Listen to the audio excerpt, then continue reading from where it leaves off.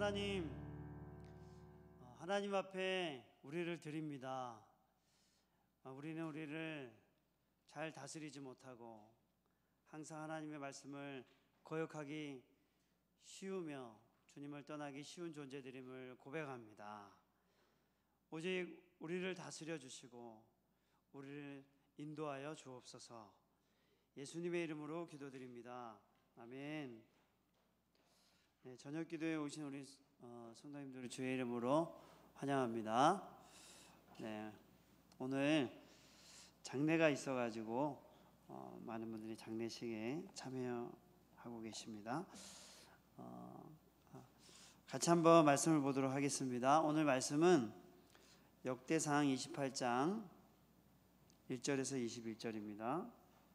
역대상 28장 1절에서 21절입니다. 함께 먼저 1절에서 10절을 교독하도록 하겠습니다.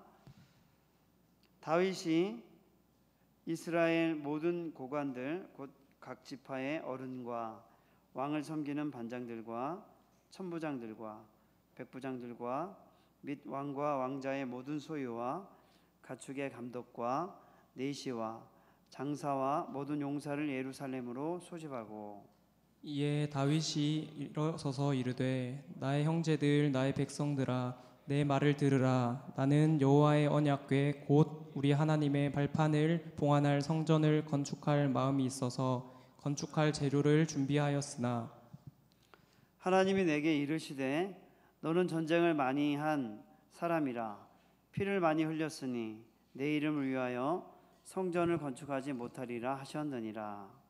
그러나 이스라엘 하나님의 여호와께서 전에 나를 내 부친의 온 집에서 택하여 영원히 이스라엘 왕이 되게 하셨나니 곧 하나님이 유다 지파를 택하사 유다의 가문에서 내 부친의 집을 택하시고 내 부친의 아들들 중에서 나를 기뻐하사 온 이스라엘의 왕을 삼으셨느니라. 여호와께서 내게 여러 아들을 주시고 그 모든 아들 중에서 내 아들 솔로몬을 택하사 여호와의 나라 왕 위에 앉혀 이스라엘을 다스리게 하려 하실세. 내게 이르시기를 내 아들 솔로몬 그가 내 성전을 건축하고 내 여러 뜰을 만들리니 이는 내가 그를 택하여 내 아들로 삼고 나는 그의 아버지가 될 것임이라. 그가 만일 나의 계명과 법도를 힘써 준행하기를 오늘과 같이 하면 내가 그의 나라를 영원히 견고하게 하리라 하셨느니라. 이제 너희는 온 이스라엘 곧 여호와의 회중이 보는 데에서와 우리 하나님이 들으시는 데에서 너희 하나님 여호와의 모든 계명을 구하여 지키기로 하라. 그리하면 너희가 이 아름다운 땅을 누리고 너희 후손에게 끼쳐 영원한 기업이 되게 하리라. 내 아들 솔로몬아, 너는 내 아버지 하나님을 알고 온전한 마음과 기쁜 뜻으로 섬길지어다. 여호와께서는 모든 마음을 감찰하사 모든 의도를 아시나니 내가 만일 그를 찾으면 만날 것이요 만일 내가 그를 버리면 그가 너를 영원히 버리시리라. 그런즉 이제 너는 삼갈지어다. 여호와께서 너를 택하여 성전의 건물을 건축하게 하셨으니 힘써 행할지니라 하니라. 아멘. 아멘. 네, 오늘 영광스러운 하나님의 통치를 누립시다라는 제목으로 여러분에게 말씀을 전하겠습니다. 여러분들은 요즘 어디에 가치를 두며 살고 계십니까? 그리고 무엇에 지배를 받으며 살고 계십니까? 돈에 관심을 가진 분들은 돈을 벌고 또 돈을 가지고 할 수 있는 일들에 가치를 가질 것입니다. 똑같은 일을 봐도 어떻게 하면 돈을 더 많이 소유하고 벌 수 있는지에 대해서 관심을 가질 것입니다. 또 자기가 유명해지는 것에 관심이 있는 사람들은 어떤 것을 하든 무엇을 하든 어떻게 되면 자기가 유명해질 수 있을지에 대해서 생각하면서 여러 사항들을 해석할 것입니다. 또 좋은 자동차를 가지고 싶은 사람들은 시간이 되고 틈만 나면 저축해서 좋은 자동차를 사기 위해서 온 힘을 쏟으며 살게 될 것입니다. 그래서 집은 되게 허름한데 차는 되게 좋은 차를 사는 사람들이 많다고 하잖아요. 카푸어족이라고 해가지고. 그런 것처럼 어디에 가치를 둘 것이냐에 따라서 우리가 쓰는 시간과 또 우리의 관심들이 있다는 것을 알 수 있습니다. 여러분들이 지금 가장 많이 시간을 투자하고 있는 곳, 여러분의 가장 마음을 빼앗고 있는 곳이 여러분이 가장 가치를 두며 살고 있는 것일 확률이 매우 높습니다. 그런 면에서 여러분 어디에 관심을 두고 어디에 가치를 두며 사십니까? 사울은 굉장히 이스라엘 초대 왕으로서 이스라엘에서 잊을 수 없는 왕이 되었지만 그가 하나님의 영을 받아서 쳐들어온 블레셋 사람들을 이기고 전투하며 이기는, 그리고 많은 백성들을 구하는 그런 유명한 일을 했음에도 불구하고 자기보다 더 주목받는 다윗이 올 때 사울은 그의 모든 관심이, 그가 하나님이 자기를 왕으로 세웠음에도 불구하고 다윗이 나타난 이후에는 그의 모든 관심이 그의 왕권을 유지하기 위해서 다윗을 죽이는데 자기의 모든 인생을 바칩니다. 사울의 온 가치는 이제 자기의 왕권을 보호하고 수호하고 자기 아들에게, 후손에게 왕권을 물려주는데 온 관심을 가지게 됐죠. 그가 하나님의 말씀과 하나님의 뜻을 거역하면서까지 그는 그것에 완전히 집중합니다. 우리가 잘 알고 있는 가룟 유다는 어떤 사람이었냐면, 가룟 유다는 예수님의 사도였죠. 12사도였습니다. 근데 그가 12사도로 예수님과 함께하는 3년이라는 시간을 보내는 굉장한 특권을 누렸습니다. 근데 그가 말년에 어떻게 되냐면 예수님의 돈꾀를 관리하는 사람이었는데 그가 그 안에 있는 돈을 몰래 쓰기 시작했습니다. 그리고 나서는 그의 온 가치관은 이런 돈에 사로잡혔습니다. 그래서 어떻게 돼요? 죽은 자를 살리고 병든 자를 고치고 귀신 들린 자를 쫓아내는, 또 그 폭풍우가 치는 바다 속에서도 바람과 바다를 잔잔케 하시는 그 영광스러운 하나님을 만났지만 그 예수님을 팔아버리죠. 그가 어떤 것에 사로잡혔느냐에 따라, 어떤 것에 가치를 두냐에 따라서 그 사람은 완전 다른 행동을 하게 된 것입니다. 오늘 저는 하나님의 나라, 특별히 하나님의 통치하면 하나님의 나라를 말합니다. 영광스러운 하나님의 나라 통치에 여러분의 가치를 두는 여러분이 되시기를 바랍니다. 특별히 영광스러운 하나님의 통치를 누리기 위해서 우리는 첫 번째, 하나님의 나라와 통치는 어떤 자들에게 임하느냐 하면은, 우리가 말씀을 통해 볼 때 하나님의 말씀을 따르는 자들에게 하나님의 통치와 하나님의 나라가 임합니다. 특별히 예수님이 이 땅에 오셔서 예수님이 가신 곳마다 죽은 자들이 살아나고 병든 자들이 고침을 받고 귀신들이 떠나가고, 이런 것들이 무엇을 가리키는 것이었냐면 바로 하나님의 통치와 다스림을 가리키는 것이었습니다. 그래서 예수님이 이 땅에 오셔서 보여주신 것은 하나님의 나라를 보여주신 것입니다. 그분이 통치하시는 하나님의 나라를 사람들에게 보여주신 것이죠. 그럼 이 하나님의 통치와 다스림, 하나님의 나라는 어떤 자에게 오느냐면 말씀을 따르는 자에게 임합니다. 우리 1절에서 3절을 같이 한번 읽어보겠습니다. 시작. 다윗이 이스라엘 모든 고관들 곧 각 지파의 어른과 왕을 섬기는 반장들과 천부장들과 백부장들과 및 왕과 왕자의 모든 소유와 가축의 감독과 내시와 장사와 모든 용사를 예루살렘으로 소집하고, 이에 다윗 왕이 일어서서 이르되 나의 형제들 나의 백성들아 내 말을 들으라.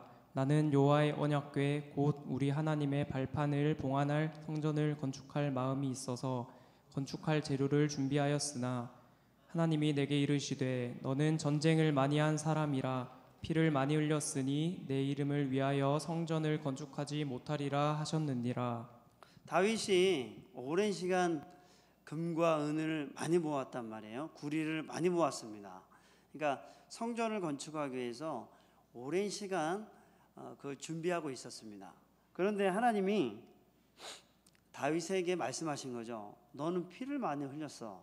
그래서 성전을 건축하지 못한다. 이렇게 말씀하신 거예요. 근데 다윗이 어떻게 하냐면 성전 건축에서 물러납니다. 하나님이 나에게 성전 건축을 하지 말라고 하셨어. 본인은 오랜 시간 성전 건축을 준비했는데 하나님이 하지 말라고 하셨을 때 다윗이 물러납니다. 그리고 솔로몬이 하도록 자기는 완전히 뒤로 나가게 되죠. 다윗에게 굉장히 우리가 다윗을 통해서 볼 수 있는 하나님의 통치를 누린 부분에 있어서 중요한 점은 바로 하나님의 말씀을 잘 따랐다는 것입니다. 그가 잘 준비한 어떤 성전 건축이라 할지라도 하나님이 말씀하실 때 그는 뒤로 물러났다는 것이죠. 우리 7절을 한번 읽어볼까요? 7절을 같이 한번 읽어보겠습니다. 시작. 그가 만일 나의 계명과 법도를 힘써 준행하기를 오늘과 같이 하면 내가 그의 나라를 영원히 견고하게 하리라 하셨느니라. 8절. 이제 너희의 온 회중 곧 여호와의 회중이 보이는 데에서와 우리 하나님이 들으시는 데에서 너희 하나님 여호와의 모든 계명을 구하여 지키기로 하라. 그리하면 너희가 이 아름다운 땅을 누리고 너희 후손에게 끼쳐 영원한 기업이 되게 하리라. 네, 이 말씀이 이어져서 나오는데 7절, 8절에 이 본문은 이제 7절은 솔로몬에게 말씀하신 부분이죠, 하나님이. 그래서 솔로몬이 하나님의 계명과 법도를 지키면 내가 영원하도록 그의 왕위가 세워질 것이다. 그의 후손들이 계속해서 왕이 될 것이다. 그리고 이스라엘 백성들이 여호와의 계명과 법도를 준행하면 하나님께서 너희 후손에게 이 땅이 영원토록 너희의 기업이 될 수 있도록 하시겠다. 이런 약속을 오늘 본문에 주셨습니다. 이 말씀은 뭐냐면 하나님의 말씀을 따를 때 하나님이 이러한 통치를 주시겠다는 약속이죠. 그래서 우리는 하나님은 하나님의 말씀을 따르는 자들에게 하나님의 나라, 하나님의 통치를 보여주신다는 것입니다. 근데 이 말씀이 왜 이렇게 중요하냐 하면은 지금 이 본문이 쓰여진 때는 언제냐면은 다윗이 솔로몬과 함께 성전을 건축할 때가 아니라 그때는 한 1000년 정도 됐겠죠. 1000년 정도 됐을 것입니다. BC 1000년. 지금은 언제냐면 BC 400년입니다. 이미 성전을 지었다가 폭삭 망하고 포로로 갔다가 다시 포로 귀환을 해가지고 다시 성전을 지은 다음에 역대상하가 기록된 것이죠.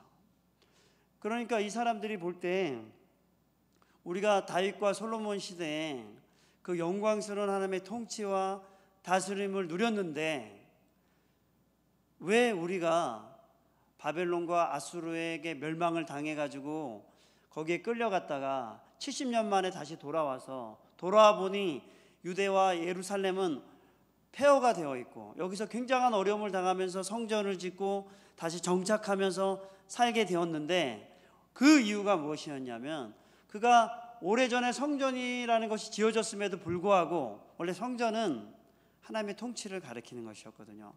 성전은 하나님의 왕이라는 걸 가리키는 것이었습니다. 출애굽할 때 회막이 있었죠. 회막은 하나님이 이스라엘 가운데 임한다는 뜻이었죠.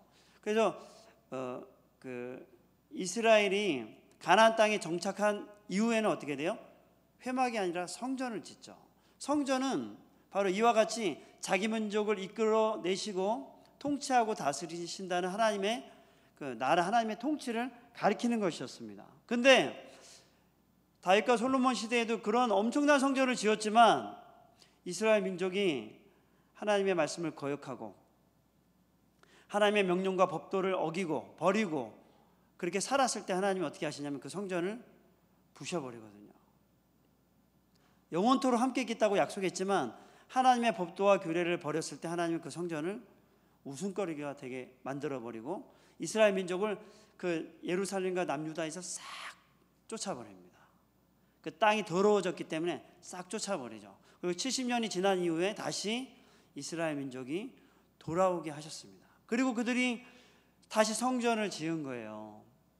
그러면서 이 말씀을 기록했는데 그들이 느끼는 건 어떤 것일까요? 우리가 하나님의 명령과 규례와 법도를 버렸기 때문에 그러니까 다윗과 솔로몬 시대의 그 하나님의 영광과 통치를 우리가 누리지 못한 것이었다. 그래서 지금 이 말씀을 다시 기록한 것은 우리가 다시금 하나님이 영원한 다윗의 왕조를 주신다고 하셨는데 우리가 그분의 명령과 규례와 법도를 지키면 하나님의 통치가 다시 우리 가운데 임할 것이다. 이런 말씀을 지금 이 본문이 지금 그 당시에 말씀을 읽고 있는 BC 400년 시대의 사람들에게 하고 있는 메시지인 것이죠. 사실 이 메시지는 우리에게도 동일하죠. 우리도 예수님을 믿고 하나님의 자녀가 되었습니다. 그런데 하나님의 계명은, 하나님의 율법은 없어지지 않습니다. 율법 자체가 구원을 가진 것은 아니지만 여전히 율법을 통해서 하나님 율법이 하나라도 없어지지 않고 반드시 이룬다고 약속했습니다. 그래서 우리는 하나님의 계명과 율법을 지키죠. 여러분 10계명을 아직도 지키고 있는 것입니다. 왜? 그것은 우리에게 주신 하나님의 도덕법이고 하나님의 계명인 것이죠. 사라지는 것이 아닙니다. 하나님의 백성들이 지켜야 할 원리죠. 물론 그 하나 안 지켰다고 우리가 지옥에 빠지는 것은 아닙니다. 그러나 하나님은 여전히 우리가 그의 말씀을 지키고 행할 때 우리 안에 그분의 통치와 다스리심을 보여주시기로 한 것입니다. 베드로가 밤새도록 그물을 던졌어요. 그물을 던졌는데 고기를 잡지 못했습니다. 그때 예수님이 이렇게 말했죠. 바다 가장 깊은 데 가서 그물을 던져라 이렇게 얘기를 했습니다. 그러니까 베드로가 밤새도록 그물을 던졌는데 예수님이 그렇게 말씀하시니까 우리가 밤낮도록 수고를 했는데 얻은 것이 없지만 말씀에 의지하여 그물을 내리겠습니다 하고 바다에 가서 그물을 던졌는데 그물이 찢어질 정도로 많이 잡혔습니다. 이것은 단적으로 하나님의 말씀을 따를 때 하나님의 통치가 임한다는 것을 보여주는 것이죠. 또 갈라디아서 5장 22절에 보면 하나님의 성령을 따르는 자들, 성령은 진리 가운데로 우리를 인도하거든요. 진리는 하나님의 말씀이죠. 말씀 가운데로 인도하는 성령을 따를 때 우리 안에 성령의 9가지 열매들, 이 성령의 9가지 열매들이 우리 가운데 우리에게 열매 맺힌다고 기록했습니다. 그것은 뭐냐면 성령을 따르고 진리의 말씀을 따를 때 하나님의 통치와 다스림이 우리 안에 인격을 변화시킨다는 것이죠. 그래서 우리가 하나님의 말씀을 따를 때 하나님의 통치와 다스림이 우리의 삶 가운데도 일어나고 우리의 지역 가운데도 일어나지만 또 우리 안에 내면도 성품도 바꾸어 가시는 것입니다. 두 번째, 하나님의 통치는 자신의 죄를 회개하는 자들에게 임합니다. 회개는 어떤 것일까요? 죄에서 돌이켜서 합당한 열매를 맺는 것입니다. 이제 죄를 지었다면 그 죄를 짓지 않고 예수님을 따르는 것을 말하는 것이죠. 오늘 본문은 지금 사실 본문상의 위치는 뭐냐면 다윗이 자기 왕권을 내려놓고 이제 솔로몬에게 왕권을 주는 그런 내용이 들려 있습니다. 그런데 다윗은 사무엘하 7장에 하나님으로부터 약속을 받게 되죠. 다윗 언약이라는 것을 받게 되죠. 그러면서 하나님이 내가 너에게로부터 날 후손들을 통해서 그 나라가 영원할 것이라는 약속을 줍니다. 그래서 다윗 언약이거든요. 그래서 이 다윗의 후손으로 오신 예수 그리스도를 통해서 하나님의 영원한 왕권과 통치가 실현됐죠.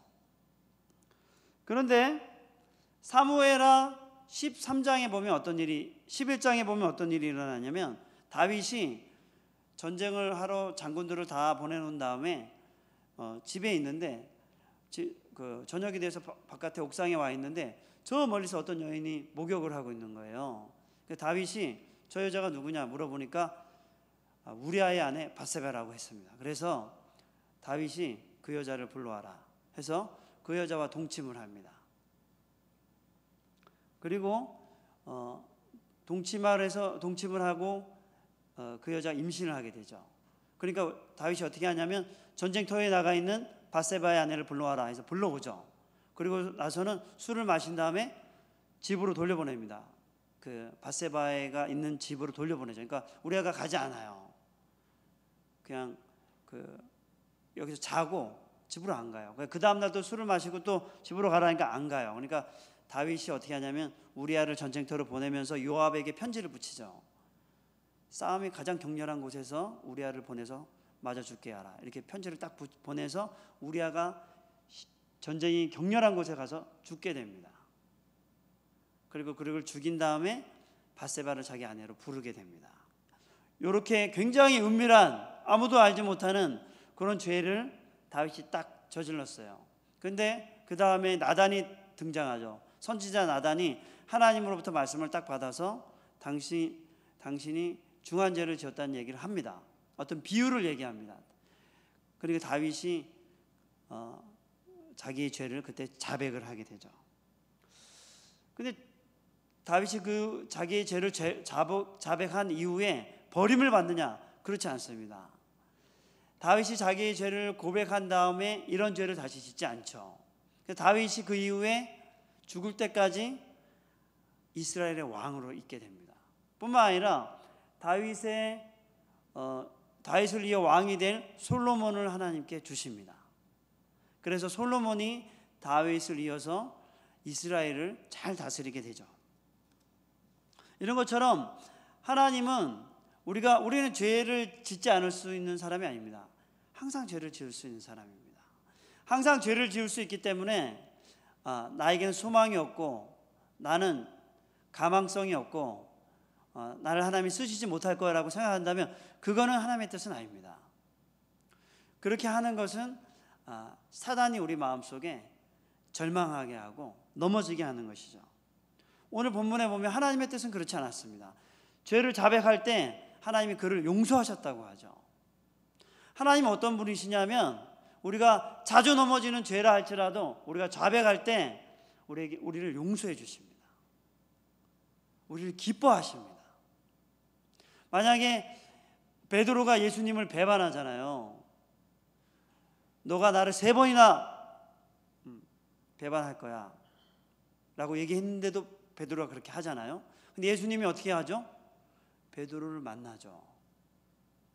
그리고 갈릴리 바닷가에서 또 만납니다. 그리고 그에게 사명을 주시죠.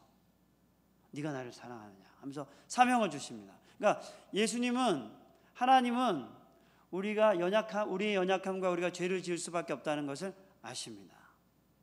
근데 정말 중요한 것은 우리가 회개할 때, 우리 죄를 자백할 때 하나님은 우리를 통해 여전한 그분의 통치와 다스림을 보여주기 원하신다는 사실입니다. 삭개오도 어떻게 해요?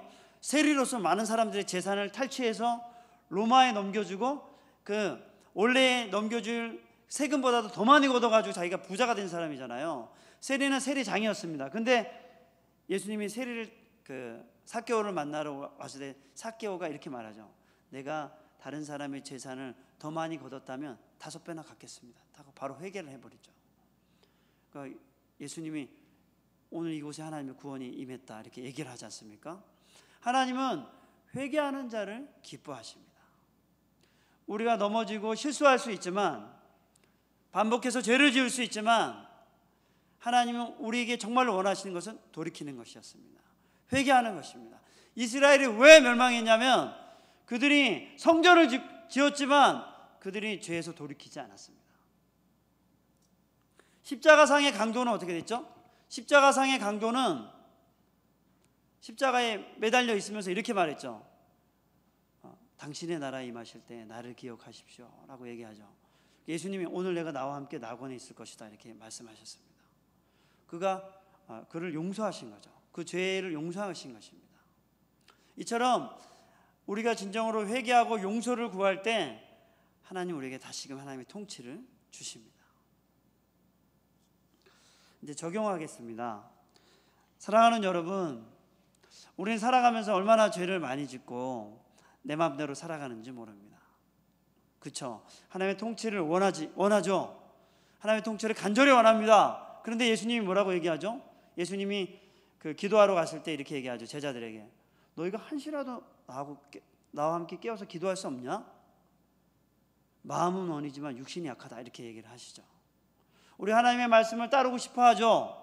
그런데 우리의 육신은 약하죠. 내 마음대로 하고 싶어 하는 그런 우리 마음속에 욕구, 자아가 끊임없이 나의 삶 속에서 움직입니다. 예수님은 뭐라고 해요? 나를 따라오려거든 누구든지 자기 십자가를 지고 나를 따를 것이니라.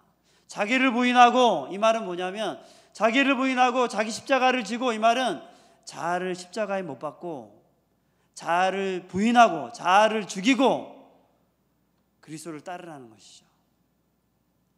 우리는 이 땅 가운데 살아가는 동안에 내 마음대로 하고 싶은 나의 생각들, 하나님의 말씀을 거역하고 내가 원하는 대로 하려고 하는 내 마음속에 또 다른 외침, 그것을 자아라고 합니다.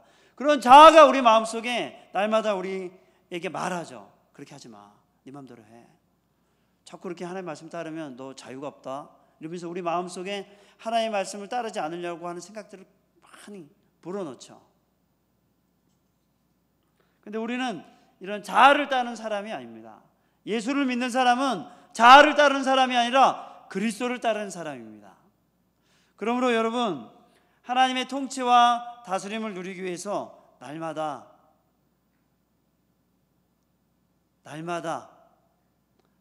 즉시 죄가 있다면 즉시 회개하시기 바랍니다. 염려와 근심이 있다면 즉시 기도하시기 바랍니다. 우리가 예수님을 따를 때 염려와 걱정과 근심과 우리가 죄가 우리의 삶을 낙심하고 힘없게 하고 자기 연민에 빠지게 하고 그 다음에 무기력하게 만들고 그렇게 우리를 만들어버리죠. 그럴 때마다 우리는 어떻게 해야 되냐면 즉시 기도하는 것입니다. 며칠 기다렸다가 기도하는 거 말고 즉시 하나님, 이런 염려와 걱정들이 있습니다, 주님께 맡깁니다. 즉시 기도하고 자기의 삶을 기쁘게 살아가는 것입니다. 죄가 있다면 즉시 죄를 고백하는 것입니다. 그리고 예수 그리스도 안에 거하는 것입니다. 어떻게 하는 것일까요? 예수 안에 거하는다는 것은 그분의 말씀 안에 거하는 것입니다. 그래서 여러분의 생각과 마음 속에 그리스도의 말씀이 풍성히 거하여 서로 피차 가르치고 권면하라고 말씀했습니다. 그러니까 그리스도의 말씀이 나 안에 풍성히 거해서 사람들에게 서로 말씀을 가르치고 또 말씀을 배울 수 있도록 그리스도의 말씀에 거해야 하는 것입니다. 그럴 때 하나님의 통치가 여러분 가운데 임한다는 사실을 믿으시기 바랍니다. 우리 같이 한번 찬양하면서 우리 기도하겠습니다.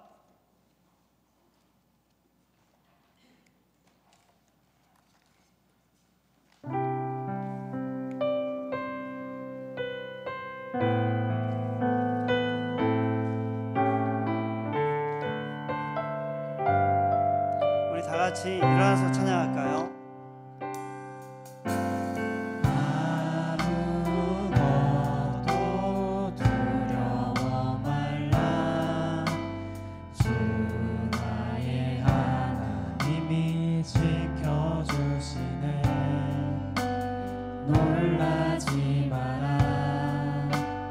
겁내지 마라. 주님 나를 지켜주시네. 아무것도 두려워 말라.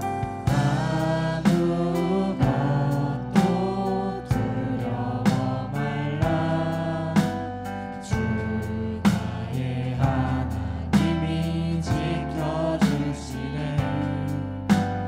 놀라지 마라. 겁내지 마라. 주님 나를 지켜주시네. 내 마음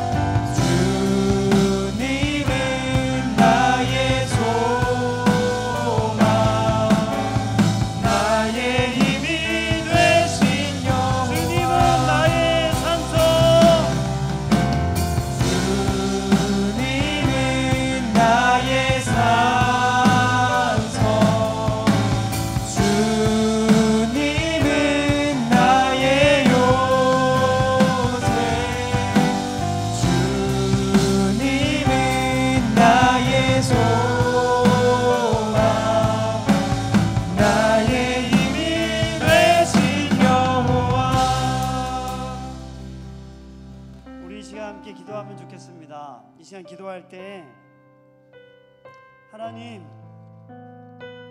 세상적인 가치로 돈과 명예와 쾌락과 자기의 의를 위해 살았던, 또 지금도 그렇게 살고 있는 것이 있다면 우리 이 시간 그것을 내려놓았으면 좋겠습니다. 이 시간 내려놓고 예수님, 지금 나의 삶을 다스려 주옵소서. 예수님, 지금 나를 통치하여 주옵소서. 그리하여 하나님의 나라를 누리게 하여 주옵소서. 이 시간 주님의 이름을 부르며 기도하겠습니다. 주여,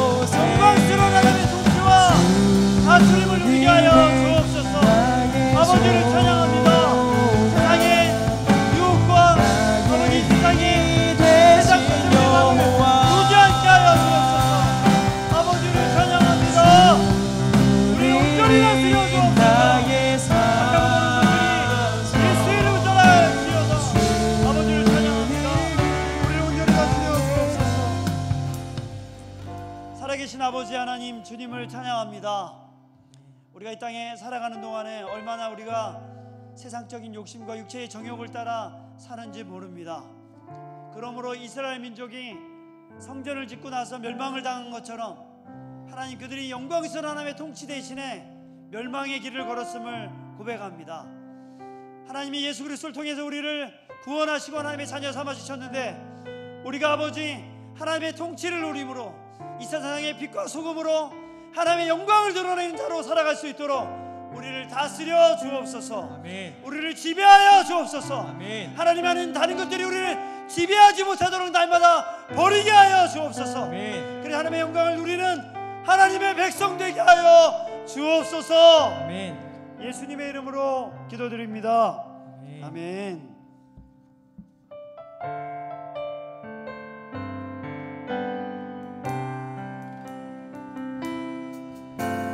저물어 갈 때, 비들에서 걸을 때, 그때가 하나님의 때.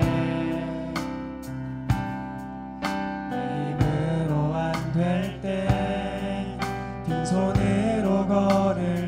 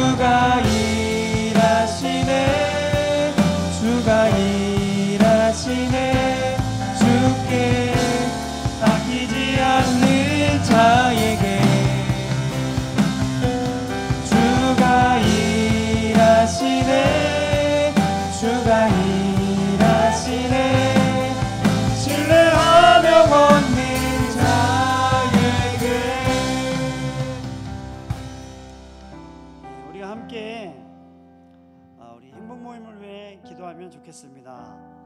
저희가 코로나를 벗어나면서 많은 교회들이 주저앉고 어떤 일도 하지 못하는 무기력증에 빠져 있습니다.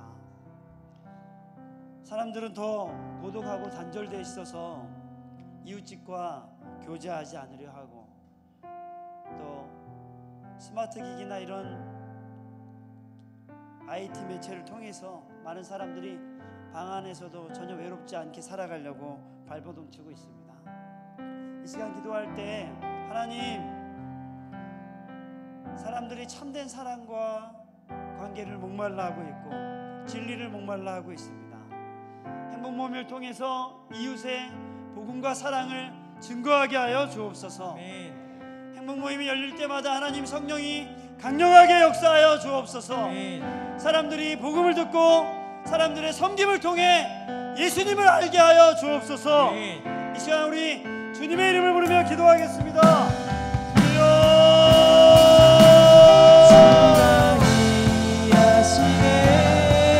주가 일하시네. 주께 맡기지 않는 자에게 주가 일하시네. 주가 일하시네. 신뢰하며 걷는 자에게 주가 일하시네. 주가 일하시네. 주께 맡기지 않는 자에게 온 교회가 주가 일하시네. 주가 일하시네. 우리가 나아가고 신뢰하며 걷는 사랑과 승리와 복음을 자에게 전하려고 합니다.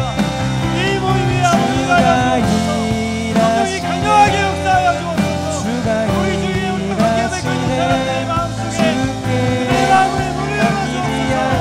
그들이 예수를 알게 하여 주시고 그들이 경험하고 있는 고독과 단절과 절망과 죄 가운데 예수 그리스도를 전할 수 있도록 하시네.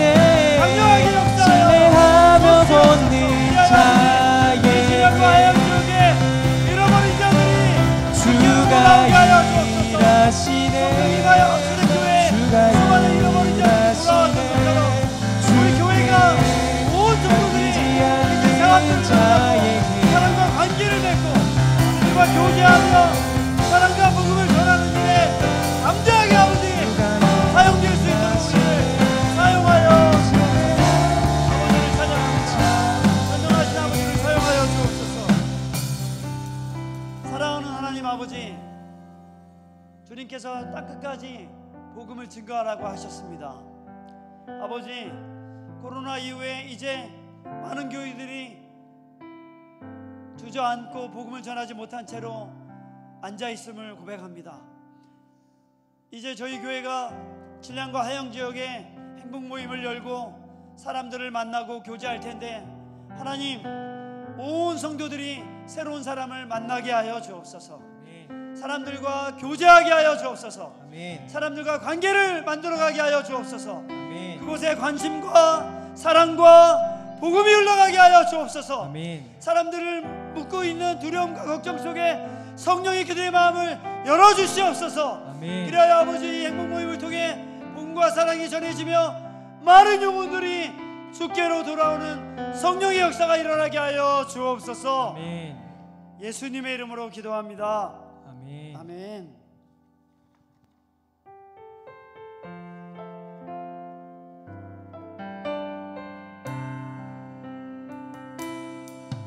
내가 누려왔던 모든 것들이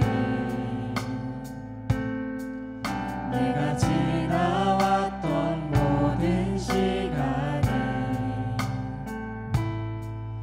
내가 걸어왔던 모든 순간이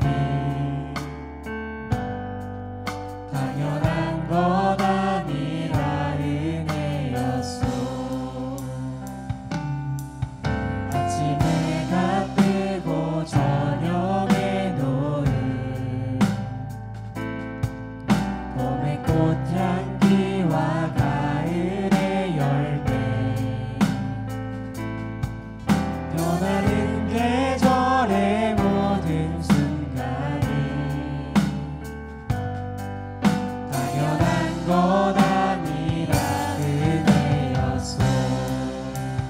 모든 것이 은혜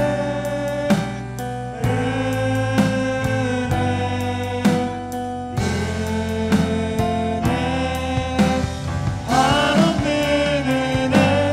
내 삶에 당연한 것 하나도 없었던 것을 모든 것이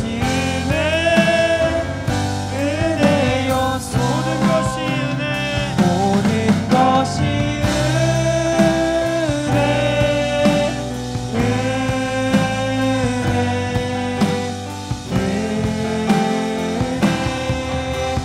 한없는 은혜. 내 삶에 당연한 것 하나도 없었던 것을 모든 것이 은혜였소. 마지막으로 기도하겠습니다. 오늘 우리 박기용 성도님의 부인께서 소천하셨습니다. 그래서 오늘 저희가 지금 위로 예배차 장례식장에 가 있습니다. 특별히 이 시간 함께 기도해 주시면 좋겠습니다. 우리 박기용 성도님은 서원성 집사님 목자입니다. 한 달 전에 암이 발견됐는데 한 달 만에 돌아가셨습니다. 그 자녀들은 이제 19살, 17살 이렇게 두 아들이 있습니다. 이 시간 여러분 우리 박기용 성도님 장례가 은혜 가운데 잘 마쳐지고 박기용 성도님 가정이 하나님의 위로를 통해 이 어려운 시기를 잘 이겨내갈 수 있도록 하나님 은혜를 베풀어 달라고 기도해 주시고, 또 저희 교회에 암으로 인해서 치료받고 있는 분들이 계십니다. 우리 유정희 권사님하고 또 여러분들이 계십니다. 또 몸이 불편하신 분들, 여러 가지 상황, 가정적, 경제적으로 어려움을 당한 분들이 있다면 우리 함께 이 시간 기도하고 그 다음에 마치도록, 이어서 계속적으로 우리가 기도하다가 돌아가도록 하겠습니다. 같이 기도하겠습니다. 주여